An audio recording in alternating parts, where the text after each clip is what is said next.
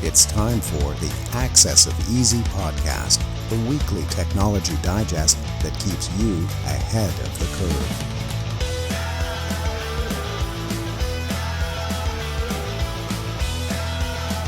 Brought to you by EasyDNS.com. Welcome back, everybody, to Access of Easy. This is number 340. My name is Joey, playing in my Jordan flu game here Friday morning. As always, my co-host, Len. What's going on, buddy? How are you? I'm good, Joey. I'm just realizing that Diablo 2 was released in 2000. I thought it was earlier than that. So there we go. Good for you for sticking around at least to the. Is that considered Century? So it's actually, I should give you the details. It's actually Diablo 2 Resurrected, which is basically the same thing with updated graphics and some new gameplay mechanics. But that's the best action RPG of all time. I think I would die on that hill. Diablo 2 or the Diablo genre? Diablo 2, I think. Diablo 3 is okay. Diablo 4 is not very good. Diablo 4, actually, for those who are interested in this, which is probably limited to just me on this call, is going through a full itemization revamp because the community hated the way that Diablo 4 items and loot worked so much over the first year of its release that they're going to revamp the whole thing. It's going to take 9 months. So I'm thankful I got Diablo 3 and I sold it just a little while ago and I got some Bitcoin with it. Sold a bunch of things to get some Bitcoin. Diablo 4 never even bothered with it. I think I'm done with the Diablo series. Unless they release Diablo 1 again, I would love to play Diablo 1. I know it's basic in comparison to the other ones, but just the nostalgia of that, because I played that a ton back in the day, and that was the first one. It's crazy, eh? Yeah. Go the back in time and play those 90s games. The D2 community is like pretty good. I played Project Diablo 2, which is a user community mod over the summer for a few weeks. That's awesome too. I'm always looking to scratch the gaming itch, right? I have like always an itch for a story game and an itch for like a looter. And right now I'm not getting either of them really on the AAA side as far as like PS5 and Xbox titles. So I kind of revisited these old ones and I remember how good they are. The bar is high. You're not doing any sports games. I play a little bit of Madden once in a while, but even that's that's fallen off, as you know. We've talked about that before.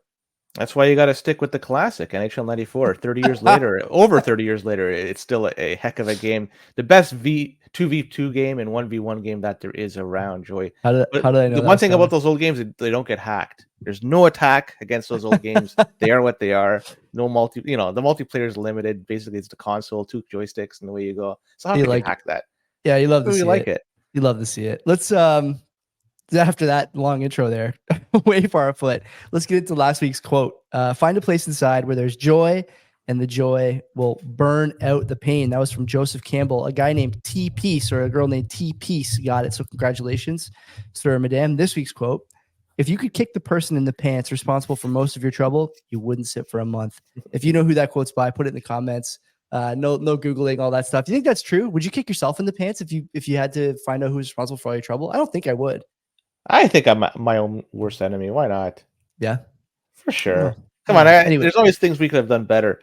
Yeah, I mean, but like my own worst enemy? Come on, I don't think so. I don't believe that's the case. Man, I could have bought Bitcoin so long ago and I didn't. And well, here I am as a result of that.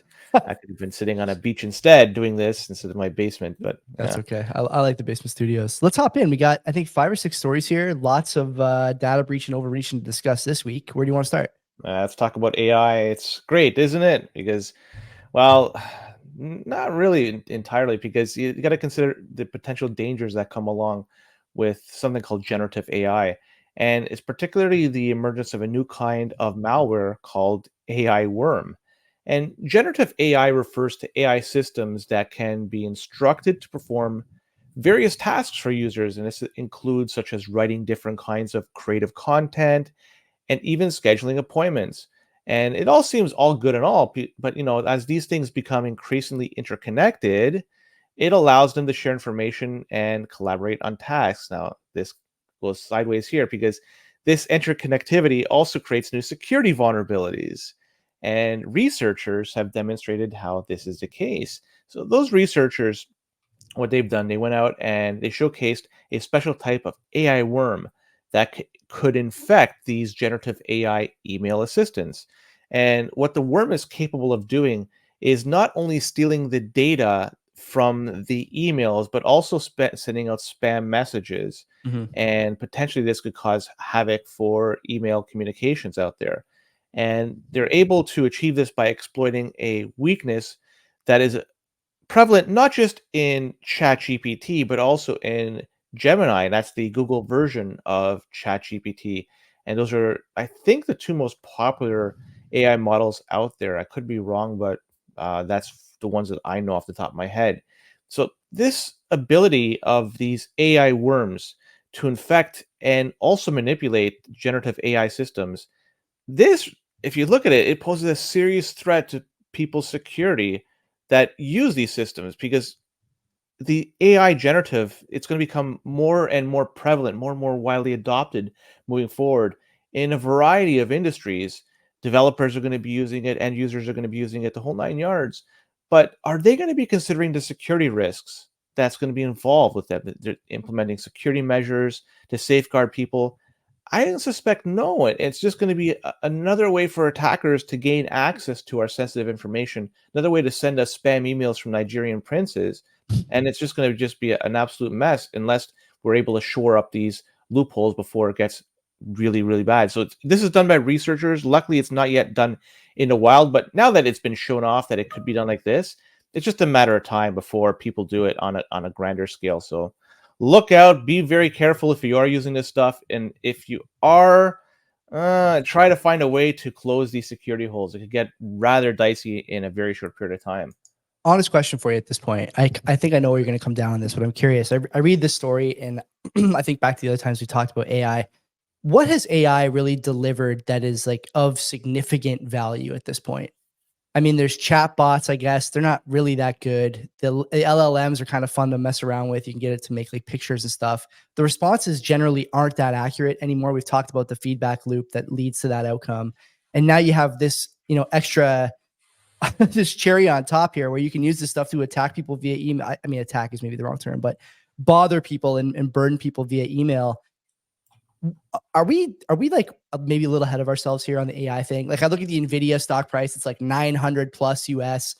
I think maybe we're jumping the gun a bit. I'm not saying this is going to develop into something that's really worthwhile and contributes to a positive outcome for companies and for consumers. But at this point, it's safe to say we're not there yet, right? There's a lot more negatives here than positives, I think, overall. I think there is a lot of negatives. There are some positives. It's probably, and it's not helping out. I don't think it's helping us out a great deal. I think people that are using this are people that are learning to code. I think that's the best people that could use this. And I'm not sure if it's actually spitting out good code. So people that are proficient at writing code are not going to be able to use this because they could do something much better. But maybe they could just do repetitive tasks quickly. I don't know. The one thing I see this as being an advantage, it's a more advanced search engine.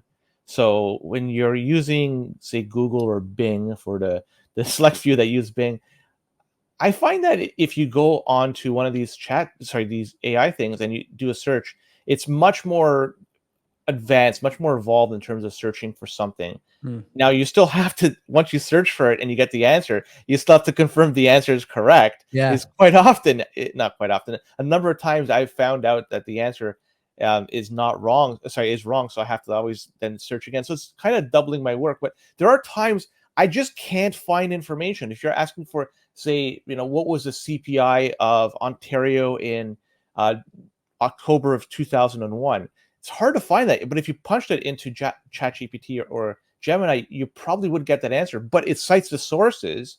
At least Gemini does. And then so you can check that out to confirm if it indeed is correct, and also from a legitimate source. So I like the fact that you could use this for a more advanced search engine. But other than that, I mean, I can't see what it can be used for right now to improve people's lives dramatically. But again, I'm looking at this from a very narrow viewpoint in my basement. I could be wrong. There could be multiple ways this could be done to improve people's lives. Yeah. I want to throw an honorable mention to Copilot, the Bing Microsoft product. I got to say, Len, I think that one's better than GPT-4. What's the difference between the two? I don't. I had a paid seat for GPT. It wasn't really that good. It was a little less intuitive. With Copilot, like, if I want to summarize the article from Wired here, Copilot will do it for me in the browser. stuff like that. And it gives pretty good answers generally. I haven't had a lot of trouble with it as far as like data. I've used it to pull like ETF flows and stuff like that. It's not bad. But yeah, generally I agree with all the stuff you're saying there. You kind of, it's an awful lot of value being generated for what it sounds like we both agree is just like a new search UI, right? So I don't know. We'll see. We'll see where it goes. We always say that every week. We'll see where these stories go. But for now, I think we're a little ahead of ourselves here. Maybe Is Copilot using ChatGPT though? Because doesn't Microsoft own a stake in ChatGPT? It does use a GPT OpenAI of some kind, but it seems to me like it gives better results than GPT-4 does. And that I don't know if it's just because I'm using it differently, maybe, or what, but I don't know. It seems to me to be a little more accurate, a little more, a little less verbose, let's say. Like when you give GPT-4 a question, it just spits out tons of stuff that's just really not needed, right? I just want data or whatever to start an article or something like that. That's what I expect to see. But anyway, we'll talk about that another time. It's interesting all the same to see where this stuff is going. I think we both agree that for now, it's a little far afoot from where the values are. Yeah, but don't short Nvidia. That's not what we're saying. And don't go long Nvidia as well. That's not what we're saying. Do your own research either way. So let's talk about there's a concerning development, and this is with respect to Canadian cybersecurity, because Canada's Financial Transactions and Report Analysis Centers, FINTRAC, love the long name. I prefer the short name, FINTRAC. They've been forced to shut down some of its critical systems, and this is all due to a cyber attack. And FINTRAC, they're a vital government agency that works to identify and prevent money laundering and the financing of terrorist activities. And their role involves analyzing large amounts of financial data, making them a prime target for a cyber attack. And this is what happens. So with respect to this one, the exact nature of it remains undisclosed as of this time by FINTRAC. But the agency did shut down some of its systems in an attempt to contain the attack and protect its information. And if you look at that, just on the surface, it suggests that the attackers may have been trying to steal sensitive information, and especially financial information, and that would disrupt their ability to monitor financial transactions. And FINTRAC is also working with other federal agencies to restore its systems as quickly as possible. And this shows off, this is another event that, and it's not really isolated. So this shows off that Canada is under a great deal of threat here, because it's a string of recent cyber attacks that has impacted various federal departments in Canada and also agencies. This is a repeated targeting. So it's suggesting that there is a trend here of cyber criminals that want to attack and infiltrate Canadian government institutions, get their data, and use that for whatever they want to use it for. And so this, with respect to this latest one, FINTRAC, though, the full scope of the damage is totally, at least at this point, unknown. But we'll never know. Probably not. They'll give us on the surface, they'll give us some surface data, but that's about it, just to keep us in the loop. And FINTRAC, though, they say they're confident its core intelligence and classified systems were not compromised. So take that for what it's worth. And yeah, I've seen this a few times. There's been a number of different agencies throughout Canada and departments that have been attacked in the past little while. For some reason, Canada seems to be the target of a lot of these cyber criminals. I don't hear about this often about other countries and their departments, but maybe because I live here and I'm noticing more the Canadian side of things. But man, oh man, think of all the information that they hold, FINTRAC particularly, with respect to financial data, large transactions, and who has it, where it gets sent to. That information is valuable. So hopefully that information was not compromised and stolen, because it could impact their ability to do business moving forward. I assume that it's all been compromised. I can't imagine these guys, would tell us, like I said, if it was or wasn't. But maybe I think the most alarming thing to me here, Len, is how many people in your life even know what FINTRAC is or what they do, or that they've been compromised? Well, the compromised, very few. What FINTRAC does, only the people that work in finance know what they do. That's it. There's like nobody, right? It's like a thing that you're exposed to thanks to Bitcoin, I would say, more or less. And there's a lot of information there that you should be concerned about if you're a Canadian citizen. These guys track, quote unquote, suspicious transactions. I mean, all these like vacuous, nebulous terms, it's so disappointing that we keep on seeing these stories about government agencies here and abroad compromised, hacked, honeypotted, and otherwise sort of showing cracks in their armor. Again, we've talked about this so many times, but it bears mentioning, or sort of requires revisiting. We're in a cat and mouse game now in a way we never have been before. And the nefarious actors are not always state-based. They're, these digital nomad types who want the data. They'll sell the data online for Bitcoin or other cryptocurrencies that are more difficult to track than cash in some cases. And, they're not going to stop until they're forced to stop, right? And what you don't see here, Len, is, the talk of who the culprit is. I mean, over the last 24 hours, FinTrack has and continues to manage a cyber incident. The incident does not involve the center's intelligence or classified systems. Like, I don't believe that's true. It's working closely with federal partners, including the CCCS, to protect and restore systems. Fine, but again, like no indication here of the nature of the breach. And again, like maybe I'm wrong in saying that they should be disclosing that, but much like the other companies that we talk about that disclose data breaches years down the line, you can almost guarantee that if there's not details, it's because the details are a little more dicey than you'd otherwise prefer. So not much you can do about this. You have to use the banking system here for the moment if you're a Canadian citizen, and you're going to be subjected to some of this stuff, even if you don't know it, by the way. FinTrack doesn't have to tell you if they're looking at your finances. So you may be involved in this hack and not even know. And I don't think you're going to find out. You get the 1 year worth of They'll flip you over the, yeah, exactly. Perfect.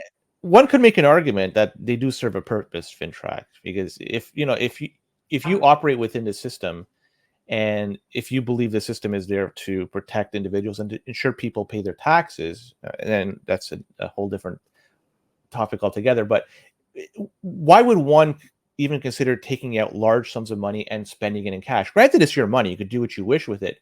But for the most part, if you're dealing with cash, especially for large sum transactions, I would suspect the majority of those transactions are a way of A, trying to hide whatever it is you purchase, and B, is also to try to stop the paying of taxes.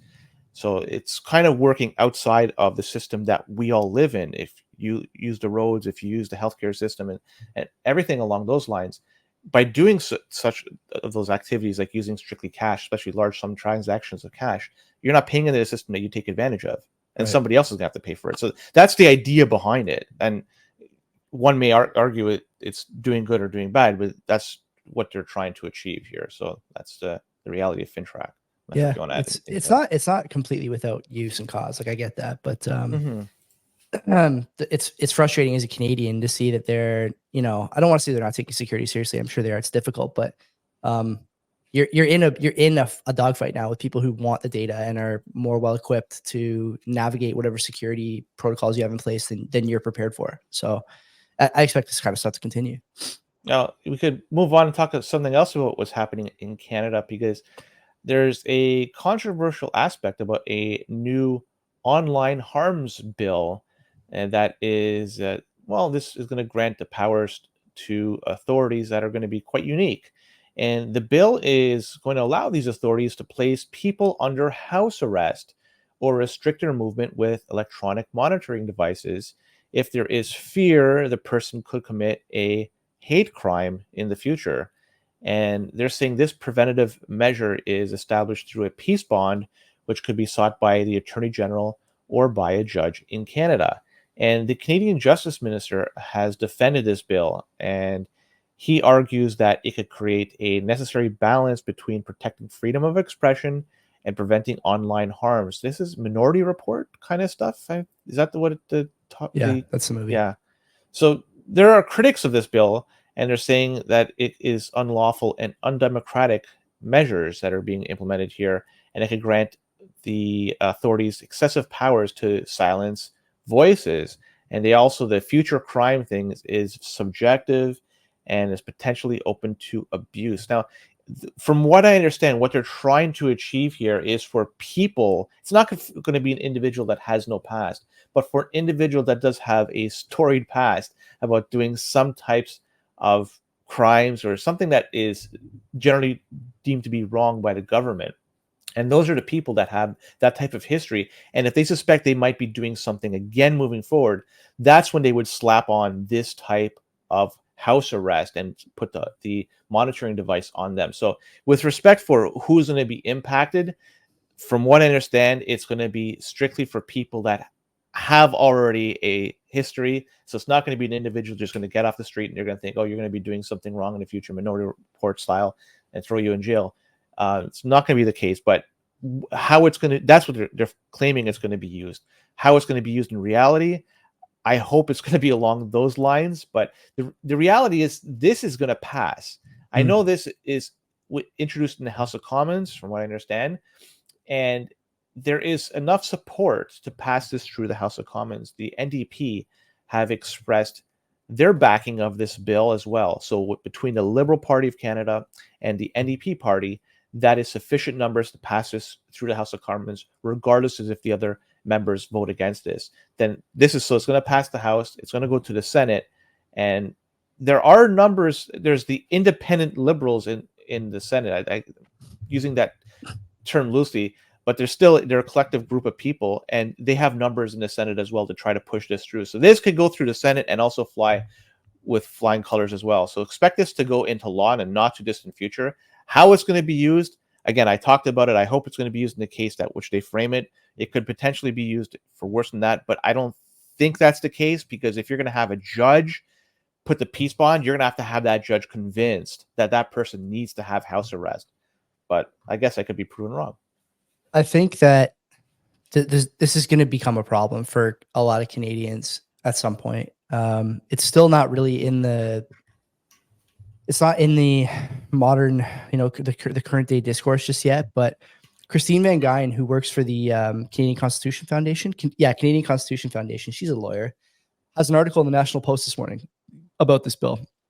And she makes the case, I think accurately, that the problem here is that you're exposing Canadians to tons of legal vulnerability. And with that, you get fees and time spent and all these things. And self-censorship and the chilling effect is going to start running rampant. People will just not say anything online because they don't want to be exposed to this risk. And when you destroy discourse like that, what you get is sort of a stagnant culture. And, I'm not going to go into details here to try and save myself the trouble, but clearly here there's the potential for thought crime type convictions and implementation of this law. Like you said, I have a really tough time with this. Like I can't be the only one, and I think that we've talked about Michael Geist in the past, talk about Christine Van Geyen today. There'll be others, I think, who start to come around and make note of this law. I would expect guys like Michael Campbell, for example, to start talking about this in the near future. And when I think about what this does to Canada from the side of, through the lens of political discourse, it's not good. When I think about whether it helps or hurts social cohesion, it's not good. You're kind of driving people into their silos even more than they already are. And I just can't think of why we would need this law, Len. Like, are hate crimes prevalent, or is it a rampant problem in Canada? I don't believe that it is, but maybe I'm wrong about that. It seems to me like this is being implemented during a time when people are very much they're very much in online echo chambers, and it's dangerous to put this stuff in. There's a way to describe this where I won't get myself in trouble, but let's just say this is the time when you could pass something like this, but it won't be used in the way you think it will long term. I don't believe. Do I have that right? I'd be curious to hear your thoughts on some of that. It's possible, but there are recourses. You could always appeal, but the costs are too much. Like that's what I mean. Christine makes a good point. Like being able to appeal and the recourse associated with the appeal process isn't enough, because people don't have the money for that stuff. In a successful appeal, who pays the cost then? You might pay the cost later, but you're the one who's got to pay up front, and there's no guarantee that you win. You're talking about going against the government in some cases, right? I don't think these cases are against another plaintiff. It's the government that's coming for you for the fine. So, that's a difficult hill to climb, right? And that's why I don't think censorship is two-pronged. It's taking down information, but also it's the chilling effect. And I think you're seeing that here. It's not good for Canadian discourse at all. Well, you're gonna have to convince a judge initially to put the peace bond in place, and that may be easier said than done, but that's the reality. And so you have to have faith in the judicial system, that it's set up in such a way that it's um, nonpartisan, unbiased, and fair. People may think that's not the case, that there's certainly bias in it, but we gotta have some faith in the system, the way it's set up. In reality, if it's trending in the wrong direction, there are options. It's too bad, but one of the options is you got to just pick up and go somewhere else. If you are happy with it, you can stick around and enjoy what we have here to offer. Those are the two options. And this applies everywhere in the world. When things get crappy for an individual, they just pick up and go somewhere else. We're not stuck here. We're not, and there may be friends and family and jobs that keep us here, but in reality, if you really don't like it, if things are trending the wrong way, go somewhere else. It's too bad that's the case, that some people are being pushed to that direction, but let's see what transpires with the bill. Number one. Number two, it's got to go to committee as well, to both the Senate and parliamentary committees, and there may be some recommendations that come out of it. So this is still the very beginning of the bill. We don't know exactly what's going to come out. If I'm saying it is going to get passed, but if it gets passed, what's going to be the final, how it's going to look in the end once it gets royal assent. We really, at this particular moment, we don't know. There's still a lot that has to be discussed and bantied around to figure out what's the best path forward. So it doesn't look good for a lot of people. A lot of people are upset with it, but it may not be the final rendition of what we see here. Yeah, I hope you're right, but history tells me that I would bet the other direction, unfortunately. Oh, let's see what happens. EZDNS, though, they wrote a blog on March 7th, and this was related to a treasure trove of information gathered through the NAS API leak. And I suggest people just go check out the blog. There's some good reminders on what you should do and what you should not do. And given the information that was stolen, and the reason why it was stolen, it was either due to weak or vulnerable passwords, such as reused passwords, or malware. So those are really the two main reasons why all this information was taken. And it's likely that some of the people here that are listening to this are compromised due to this NAV API, NAS API leak. So just by looking at the numbers, it's possible that somebody listening to this has been impacted as well. And it's a healthy reminder to time to ditch the reused or those weak passwords that we use. And also, you should look around to see if there's been a number of logins to your vendor's accounts. So if there's a spike in logins to those accounts, there may be something going on behind the scenes that you wish to investigate. And also check to see the last login. Is that from your location or from somewhere outside your location? That's a great feature, isn't it? Like I got one the other day about my Amazon account that someone broke into my Amazon account, had the password and everything. Yeah. And Amazon luckily will send you an email first if they think it's suspicious. They won't let the person in. So yeah, the location is huge. Like no one in North Carolina in the middle of the night should be looking into my Amazon account. Checking out all the phone cases I've ordered last 3 years. So yeah, check. You're right. It is a good feature, and make use of it, because if you see something is done like that, where you're getting a login from outside your jurisdiction, something's up. But also, let's look at this from 3 different points of view. Number one, people should be checking for malware. So employ some strategy out there to check for it and remove it. Second is use better passwords. Don't use the easy passwords like 123 password, or copy the same password over and over again. Use unique passwords that are very difficult to break into. Use a combination of capitals and lowercase letters and symbols, numbers, all that stuff, and a long password too. With doing so, it's going to make it virtually impossible to brute force it. Also, given that a lot of this information is out there already, it might be a good time to do a mass password reset. So password reset everything you have, start from scratch, implement good password protection, and also it could also do the 2-factor authentication. And EZDNS, they recommend Authy as one, but I'll also recommend and OTP. Pick whatever you think is best, do your research, and with that, it will add you another layer of security. And finally, in this blog, they also suggest, and I've read this before in other places, it's actually a good idea, implement an option to register a separate Canary email domain. and then use the unique email address under the domain for every vendor login. For example, if you wanted to log into your Google account, yours would be Google at your domain. For your Instagram, it would be Instagram at your domain.com. Twitter would be Twitter at your domain.com. So if you use these unique these unique email addresses specific per account, that particular account could potentially be compromised, but globally it would not. But also, it would give you indication which one was compromised, and then you'll know that the company itself might be a bad actor, but B, you could scrutinize if the password was not very good as well. Mm-hmm. So that's actually a good thing. And you could also do this with, if you use Google email, you could also do the same thing. You could have a number of different emails. So if your name is Joe Smith at gmail.com, you could do joesmith.google@gmail.com, and that could be your Google address or Google account. For Instagram, it would be joesmith.instagram@gmail.com, and you could use that for your Instagram account. So you could do that with multiple different ways, and you could secure your information. It might be a little bit more time consuming to do the whole thing, to set it up and everything, but in the long run, this is a great way to protect your information, but also pinpoint who are bad actors. And furthermore, it can show you if you have a crappy password, and you could just change your habits moving forward. I am of the opinion that you should also take seriously these warnings you get from your browser or your phone about saved passwords being compromised. I don't know why. Like, there's so many times you're reminded to change your password, and that you're told that you're in a compromising position, and still people, what do? They just click X or remind me later or whatever. Like, okay, man, but it's your data, your credit card, your location, your info, your all that stuff. And in the age of AI, where scraping a database becomes, sort of a rudimentary exercise you can do in a snap, you don't want to be part of that. So I don't know.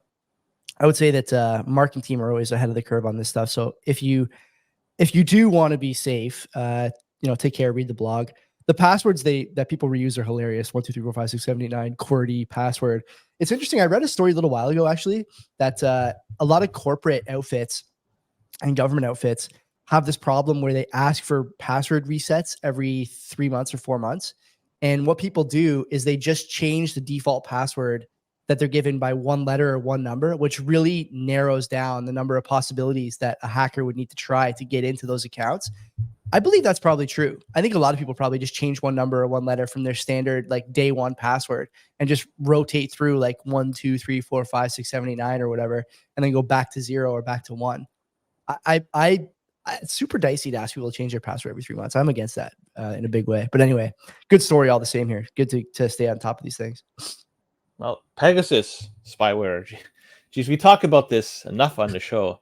And here's another one, because there has been a recent development in the legal battle between WhatsApp and the NSO Group. And that's the one that is an Israeli company that sells spyware. We're talking about Pegasus to governments. So a federal judge in California has ordered the NSO Group to disclose the source code for its Pegasus spyware.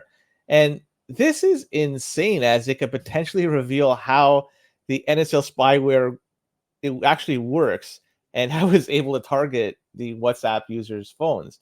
And WhatsApp has accused NSO Group of targeting over 1,400 of its users' phones with the Pegasus spyware. It's a big number. And the spyware allegedly allows hackers to gain access to the users' conversations, messages, and other information that is stored on the phones. And NSO Group denies that any of these allegations, and they claim it only sells spyware to governments for lawful purposes. But people complain that there's been misuse by governments to target journalists and activists. And the judge also ordered that the NSO Group disclose the source code of the spyware. So this is going to be a huge turning point in the case. If they are forced to comply and give up the source code, it could shed a light on how the company's spyware works, but it could also show vulnerabilities in a WhatsApp system. And they're saying that they could use these as building new measures to protect users in a WhatsApp environment from future attacks. But another way of looking at this, if you're releasing the source code and anybody can see it, I'm a big fan of open source stuff, but in reality, something like this, if anybody could see it, they could make this potentially even more deadly. And if it's more potent, which is already darn potent as it is, man, I don't know. I'm kind of torn on what's the best direction here, if they should actually release the source code. But I could see if it is indeed released, it would be just game over. Imagine, and we talked about at the very beginning using AI to help you. I could suspect then maybe AI would learn how it is to do this type of stuff just based on the code, and then people could ask it questions and feed it information to try to spit out code that could be far more deadly than what we're experiencing right now, and that would be with very little coding experience. Just anybody out there that could just socially engineer the AI system to spit out code. Yeah, man. I don't know, man. This is messed up. But you know what? This is totally outside my control. I have no skin in this game in terms of which direction things are going to go. I have my popcorn ready and I'm going to be eating this as I see this thing develop. But man, oh man, it's going to be really bad if the code isn't if eventually released. Isn't it true that smart people are going to start taking basically all their data offline or to personal servers in the next year, 2 years? Like, I'm already thinking about this. We talked about it with Mark a bit. We've talked about it privately a bit, like even for stuff like CBP. Like, let's just take all the stuff offline and not worry about any of this stuff. Because the fact of the matter is, as much as I like platforms like StreamYard, YouTube, all this stuff, they're going to got at some point. Like, it's only a matter of time. That's where all the data and important stuff is. Like, WhatsApp is kind of small potatoes, I would guess. These other big data centers it's only a matter of time. And for people who say, well, Google's never going to get got, look how shitty Gemini was. Do you think that company is really doing the things it needs to do at the times it needs to do them? Or do you think that they're stagnant in a lot of their practices and are too bloated to get anything of value done in time? I would argue the latter is probably true.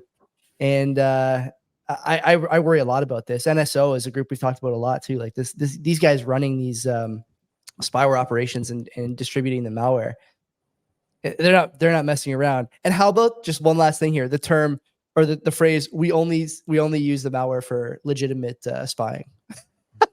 Nice. Thanks. Appreciate that. Yeah, I feel much more confident. I sleep better at night knowing that. Yeah, same. Joey, I think that's it. Okay. Is there one more story? No, there's a story. There's one more story. One more story. Yeah.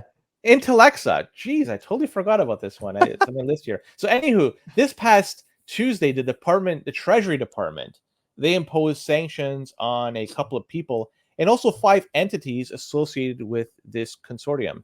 Their sin: developing, operating, and distributing commercial spyware technology. And just hearing about this, why hasn't the Treasury Department gone after Microsoft for their handling of Windows? I would argue that it is a commercial spyware software, but that's just my 2 cents. The sanctions imposed on these people, well, they froze the U.S. assets and put a ban for any Americans doing business with those guys or those businesses as well. And those who choose to break this and do business with them, they could have sanctions imposed on these renegades. So it's very important that people out there know the laws, or else you're going to be having your stuff frozen, all your assets frozen. And Intellexa has been dealing in this realm with the spyware stuff for quite some time. They are the folks behind the Predator, something called Predator, and it's something that enables mobile phones and internet surveillance, and it's been used to keep tabs on people all over the world. It's not just one particular section of the world, man. It's everywhere: Middle East, America, Canada, you name it. But they're stealing data, personal data, all kinds of it, you name it. And the Predator stuff, that's what made the Treasury Department go very hard against Intellexa. And the founder of Intellexa, he's a very interesting person. His name is Tal Dilian. I think I pronounced his name right. Anyways, he previously worked as an Israeli government intelligence officer. This is his pedigree. This is his forte. Then the companies he established, well, he then moved those companies to Cyprus and Greece. Why? Because of lax laws on surveillance technology. So he did his homework and he decided to set up shop in the most friendly jurisdiction for the type of business he operates in. So, but if you look at this, unfortunately for him, he's going to have to go through the ringer, right? If the State Department the Treasury Department has you under their radar, they're freezing your U.S. assets, and they're telling U.S. companies that you can't do business with him or a few of the companies he deals with. It's it's just a matter of time before things get really, really bad for him. But you know what? Given his pedigree and what he's done in the past, I suspect he's going to be doing all right. So it's going to be fun to watch what happens. He's fine. I'm amazed, like completely shocked. Way had the over a number of times you were going to mention Bitcoin in this story, because this guy may be living on some independent currency, decentralized currency. This is exactly what Bitcoin is useful for. I don't really view the US like security apparatus as particularly potent these days compared to something like Mossad in Israel, or some of the other ones overseas. I've heard like France has a good one. I've heard China has a good one, other places too. This guy, I shouldn't say this guy, this administration taking action against people who are, like you mentioned, invested in or developing spyware apps. Like, how many American companies, like you said, are taking data? It's not just Microsoft, it's Facebook, it's Google, it's your phone, it's your TV. It's like, it's selectively applied, of course. And I would argue, Len, this is a sign of a maybe not a huge signpost, but another signpost that the empire is kind of in decline in the States, right? They're justice for thee, but not for me type legislation here, and other ones, of this nature, sort of in the same vein, in different silos.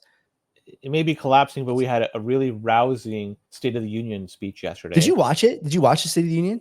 I watched some of it. Yeah. Yeah. First 45 minutes or so. That guy, like, I mean, we're done with the stories here, but let's just maybe closing commentary here on Sodu from last night. What drugs is that guy on for the 2 hours he's talking? Because he's simply not that lucid any other time, 364 other days of the year. And somehow that night he looks lucid, sharp. He's replying to people in the gallery. I mean, this is not normal. I'm not saying it's bad, but what I'm asking here is basically, what is he on, and why not just put him on that stuff all the time? Like, just help him ride out the rest of the term and then replace him. I don't know. I can't even guess what it is, or what are the side effects of that. Is there something that you could just use this on a daily basis? What are the long-term impacts? But I guess at 81, what can be the long-term impact? How long-term are we talking? 5 years, 6 years? Like, who cares? Burn the candle, man.